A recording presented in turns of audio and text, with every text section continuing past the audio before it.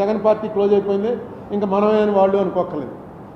ఇక్కడ ఈవేళ ఉన్నటువంటి వాతావరణం చంద్రబాబు నాయుడు గారి ఎక్స్పీరియన్స్కి తగ్గట్టుగా రైట్ టైంలో రైట్ డెసిషన్ వచ్చిందని నేను అనుకుంటున్నాను. ఎందుకంటే ఇదే పాత్రలో ఇంకొకళ్ళు ఎవరైనా ఉంటే ఇంత బాగా ప్లే చేయలేదు. అంటే చేస్తారని నేను అనుకుంటున్నాను. ఇప్పటివరకు ఏమీ మొదలవలేదు, ఇంకా మంత్రివర్గం ఎవరెవరికి ఇచ్చారో కూడా తెలియలేదు. కానీ ఖచ్చితంగా చంద్రబాబు నాయుడు గారి ఇంపార్టెన్స్ ఢిల్లీలో చాలా పెరుగుతుంది. చంద్రబాబు నాయుడు అండ్ నితీష్ కుమార్ వాళ్ళు చెప్పినట్టుగా నడవలసినటువంటి అవసరం బీజేపీ మోడీ గారికి ఉంటుంది. దాన్ని ట్యాక్ట్ఫుల్గా స్టేట్ ఇంట్రెస్ట్కి చేసుకోవడంలో ఆయన కనుక కరెక్ట్గా పెడితే డెఫినెట్గా సక్సెస్ అయ్యే అవకాశం ఉంటుంది. అలాగే ఇప్పుడు ఆయన శిష్యుడే రేవంత్ రెడ్డి, శిష్యుడు అనొచ్చలేదో లేకపోతే కొలీగ్ రేవంత్ రెడ్డి పక్కన సీఎం అయి ఉన్నాడు. ఆయనతో కూడా షెడ్యూల్ 9 షెడ్యూల్ 10 వెంటనే సెటిల్ చేసుకోండి, మనకు ఎంత వస్తుందో చూడండి. అది కూడా మొన్న ఎఫిడేవిట్లో వేసిన ప్రకారం, మన ఏపీ గవర్నమెంట్ వేసిన ఎఫిడేవిట్ ప్రకారం చూసుకుంటే అది ఎంత రావాలి మనకి, ఇంతకుముందు చెప్పాను మీకు, అది దాదాపుగా 1,30,00,000 కోట్లు రావాలి. 1,30,000 కోట్లు, 1,30,000 కోట్ల రూపాయల్లో 58% మనకు రావాలి. షెడ్యూల్ 9 షెడ్యూల్ 10 అసెట్స్ వాల్యూ కడితే, ఈ వాల్యూ కట్టిన కూడా చాలా కాలం అయింది, ఇప్పుడు ఇంకా చాలా పెరుగుంటుంది. 1,42,000 అయితే అదే కరెక్ట్. 1,42,000 అది మనకు ఎఫిడేవిట్లో వేశారు. నేను వేసిన కేసులో ఎఫిడేవిట్లో 1,42,000 కోట్ల రూపాయలు అన్డిసైడెడ్గా ఉంది అని వేశారు. ఆ వేసిన దాంట్లో ఇప్పుడు మనకు ఎంత రావాలో అక్కడ ఉన్నది రేవంత్ రెడ్డి గారు, నెక్స్ట్ బెస్ట్ ఉన్నది బీజేపీ. అదే కేసీఆర్ గారు ఉంటే ఆయన నేను ఇంతకాలం ఇవ్వకుండా ఆప్ చేశాను, రేవంత్ రెడ్డి వచ్చి ఇచ్చేసాడు, చంద్రబాబు నాయుడుతో కలిశాను అనే అవకాశం ఉంటుంది. కానీ ఇప్పుడు కేసీఆర్ కాదు, అక్కడ 2 జాతీయ పార్టీలే ఉన్నాయి, బీజేపీ కాంగ్రెస్, వీళ్ళిద్దరూ కలిసే చేశారు ఆ యాక్ట్. అందుకని ఖచ్చితంగా యాక్ట్ ప్రకారం ఇంప్లిమెంట్ చేయండి అంటే రేవంత్ రెడ్డి గారు ఆల్రెడీ ఒక కమిటీ వేశారని మొన్న ఎప్పుడో పేపర్లో చూశాను. రేవంత్ రెడ్డి గారు ఖచ్చితంగా చంద్రబాబు నాయుడు గారు అంటే వీళ్ళిద్దరికీ కూడా కొంత పాత పరిచయాలు, ఆ క్లోజ్నెస్ ఉంది కాబట్టి దాన్ని కూడా స్టేట్ ఇంట్రెస్ట్కి వాడాలని కోరుకుంటున్నా. 1,42,000 కోట్లుగా చెప్పాను. తర్వాత మేము వేసినటువంటి ఏపీ రీఆర్గనైజేషన్ కేసులో కూడా ఇంకా జగన్మోహన్ రెడ్డి ప్రభుత్వం అందులో ఎఫిడేవిట్ వేసింది, వేసి కౌంటర్ వేశారు. ఆ కౌంటర్ వేసిన దాన్ని మీరు కొనసాగించండి, ఇంకొక పెద్ద ప్లేటర్ని పెట్టండి, పెట్టి దాని విషయం కూడా ఏపీ రీఆర్గనైజేషన్ కేసు మీద నేను వేసినటువంటి కేసులో మనం ఏదైతే అడిగామో రిలీఫ్, ఆ రిలీఫ్కి ప్రభుత్వం తరఫున ఎవరన్నా పెద్దవాళ్ళు వస్తే ఆ కేసు కూడా కరెక్ట్గా నడుస్తుంది. అలాగే నేను ఎప్పటి నుంచో చంద్రబాబు నాయుడు గారిని కలిసి కూడా అడిగాను.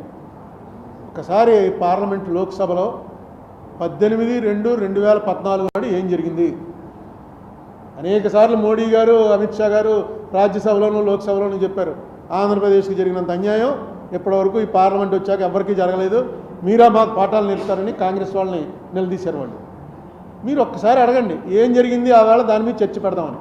నా దగ్గర చాలా మెటీరియల్ ఉంది, అలా దాచుకుని ఉంచాను.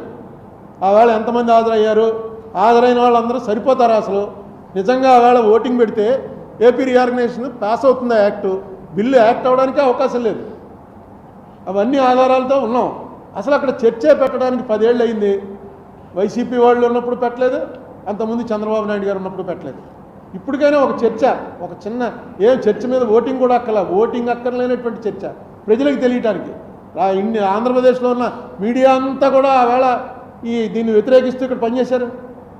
అన్ని పార్టీల వాళ్ళు ఎక్సెప్ట్ సిపిఎం, జయప్రకాష్ నారాయణ, ఈ 2 పార్టీలు తప్ప అన్ని పార్టీల వాళ్ళు కూడా దీన్ని వ్యతిరేకించారు.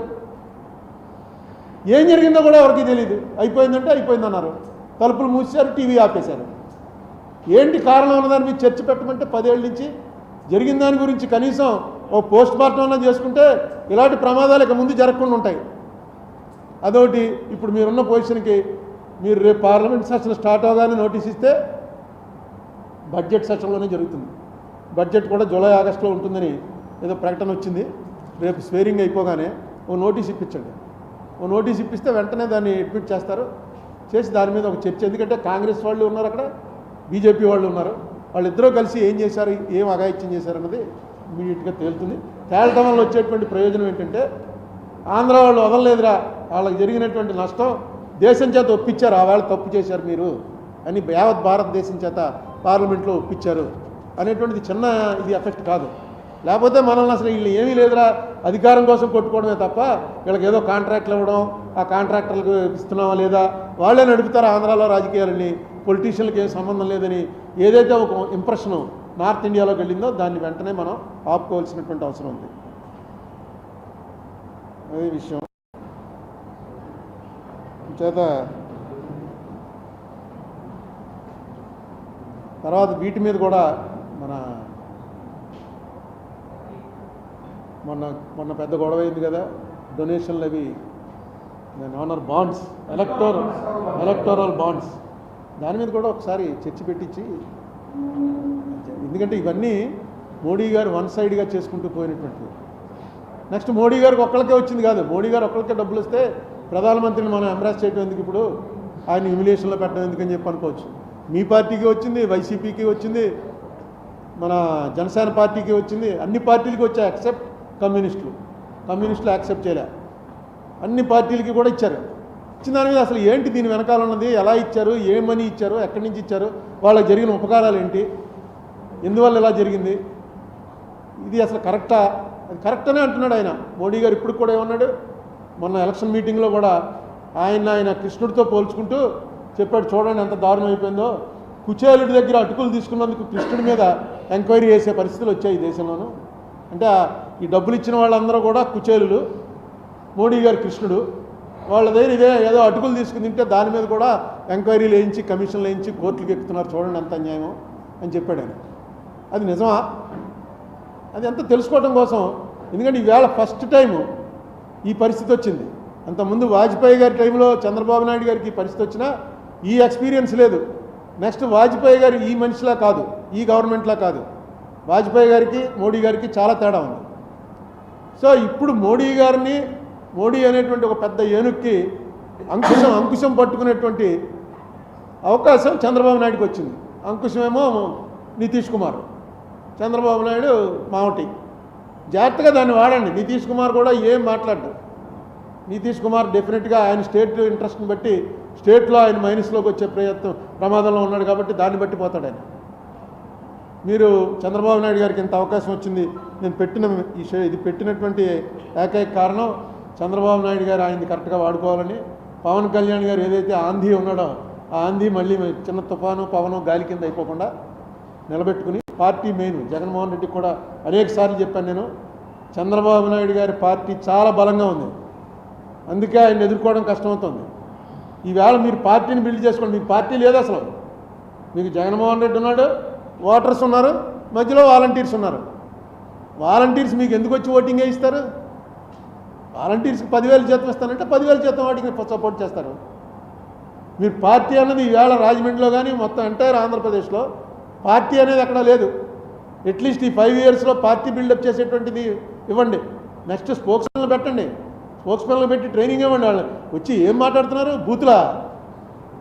లోక్సభ మన ఇక్కడ శాసనసభలోనూ బూతులే మాట్లాడుకుంటారు, ప్రెస్ మీట్లోనూ బూతులే మాట్లాడుకుంటారు. ఏం గౌరవంగా మాట్లాడుకోండి. ఇది ఏమన్నా సరిహద్దు గొడవలా? కొంచెం గౌరవంగా మాట్లాడడం, వాళ్ళు దానికి ట్రైనింగ్ ఇవ్వటం, అసలు ఎందుకు ఓడిపోయారన్న దాని మీద ఒక మీటింగ్ పెట్టుకోవటం, ఇవన్నీ చేయండి. ఇదేమి ఎండ్ కాదు, ఇది అయిపోయామని ఎవడన్నా అనుకుంటే, చంద్రబాబు నాయుడు గారి పార్టీ కూడా అయిపోయింది జగన్ పార్టీ అనుకుంటే వాళ్ళు పొరపడుతున్నారు, మేము అయిపోయామరా అని జగన్ పార్టీ అనుకుంటే వీళ్ళు పొరపడుతున్నారు. ఎందుకంటే ప్రజాస్వామ్యంలో ఇది అసలు 5 ఏళ్లకోసారి ఎలక్షన్ పెట్టడం గవర్నమెంట్ మారటానికే. ఈసారి మారటం అనేది చాలా మంచిగా మారింది. ఎందుకు కారణం ఏంటంటే అక్కడ బీజేపీ అనేటువంటి కేంద్రం ఏదైతే మన సవత్తల్లి ప్రేమ చూపిస్తుందో కరెక్ట్గా కంట్రోల్ చేయడానికి డెఫినెట్గా జగన్ కన్నా చంద్రబాబు నాయుడు గారు బెటర్ వచ్చాడు. దీని మీద పెద్ద నిరుత్సాహపడిపోకలా. ఇంకా అటాకులు జరుగుతున్నాయి, లీగల్గా వెళ్ళండి. లీగల్గా ఎక్కడైతే కొడుతున్నారో అన్ని వీడియోలన్నీ టీవీలో చూపించడం కాదు, కోర్టులో పెట్టండి. కోర్టులు ఉన్నాయి, ఇంకా కోర్టులో న్యాయం జరుగుతుంది ఖచ్చితంగా. అప్పుడు ఆగుతాయి అక్కడ. ఈ వెళ్ళి వచ్చి రోడ్డు మీద కొడుతున్న వాళ్ళని చంద్రబాబు నాయుడు ఏం పంపడం, ఆ రోడ్డు మీద తన్నులు తింటున్న వాళ్ళందరినీ జగన్మోహన్ రెడ్డి పంపిన వాళ్ళు కాదు. ఎక్కడెక్కడ ఏ గొడవలు జరిగితే నిన్న ఆ పార్టీలో ఉన్నవాడు ఈ పార్టీలోకి వచ్చాడు, ఈ పార్టీలో ఉన్నవాడు ఆ పార్టీలోకి వెళ్తున్నాడు. సో మీరు పార్టీ అంటూ బలంగా ఉన్నప్పుడు ఇవన్నీ కూడా ఆటోమేటిక్గా సర్దుమణుగుతాయి. ఎప్పుడైతే పార్టీ బలంగా లేదో అటాకులు జరుగుతుంటాయి. ఎందుకంటే ఆ స్థాయికి తీసుకొచ్చేసారు రాజకీయాలు. ఇప్పుడు చూడండి, పక్కనే ఒరిస్సా 24 ఏళ్ళు ఒక్క ఎలక్షన్ కూడా ఓడిపోకుండా 24 ఏళ్ళు ఆయన అనుకుంటాను రికార్డు లేడు ఇండియాలో. నవీన్ పట్నాయక్ ఆ మాజీ అని చిన్న కుర్రాడు సీఎం అయ్యాడు, వెళ్ళాడు దానికి.